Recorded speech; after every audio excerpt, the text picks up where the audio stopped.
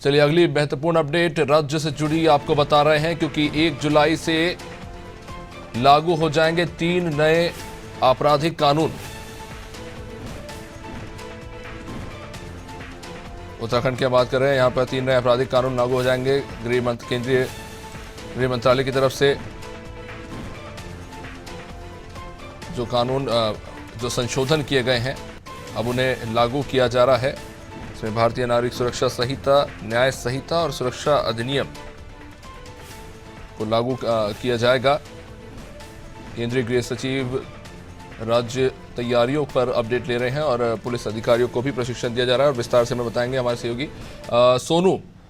जो नए संशोधन किए गए हैं 1 जुलाई से लागू हो जाएंगे, क्या कुछ तैयारियां हैं इसको लेकर?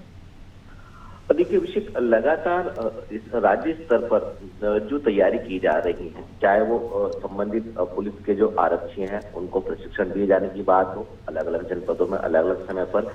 इस कार्य को कब तक आके पूरा कर लिया जाएगा, 20 जून तक की समय सीमा जो है वो तय की गई है। इसके अलावा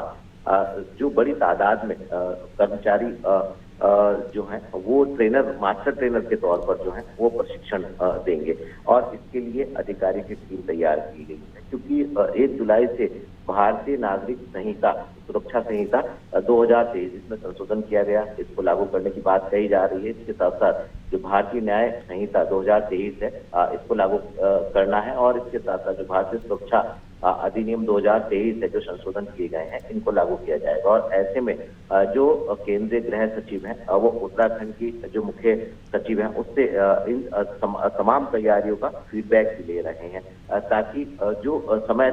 सीमा तय की गई है इस तय समय सीमा के दौरान जो है इस व्यवस्था को लागू किया जाए। और कहीं ना कहीं इसी के लिए शासन स्तर पर खासतौर से पुलिस विभाग और शासन के उच्च स्तरीय अधिकारी इस कवायद में जुटे हुए हैं और जो भी संबंधित व्यवस्था है उनको व्यवस्थित किया जा रहा है।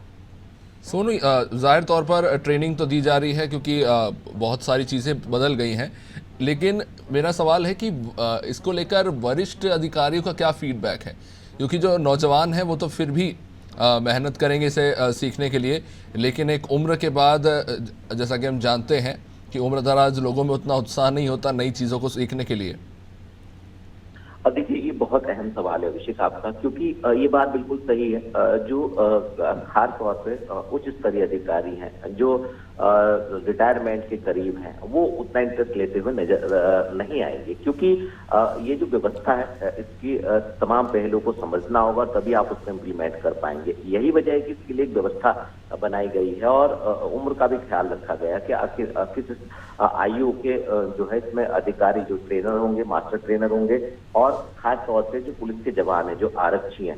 उनको कैसे प्रशिक्षण दिया जाएगा, क्योंकि अंतोगत्वा जो है इसका अनुपालन पुलिस विभाग ने ही कराना है। तो कहीं ना कहीं उनसे जुड़े जो पहलू हैं उन पर फोकस किया जा रहा है और इसका भी ध्यान रखा जा रहा है कि जो ज्यादा उम्र के जो शासन के अधिकारी या विभागों के अधिकारी हैं उस दायरे से इनको बाहर रखा जाए।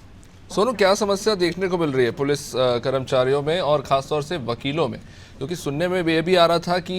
इस तरह से जो इतना बड़ा बदलाव किया गया है, एक तरह से पूरा कोर्स ही बदल के रख दिया गया है, तो व्यवहारिक तौर पर इसे पूरी तरह से ग्रास्प करने में सुनने में आ रहा है कि काफ़ी ज़्यादा तकलीफ हो रही है, तो कहीं ना कहीं थोड़ी नाराज़गी भी है।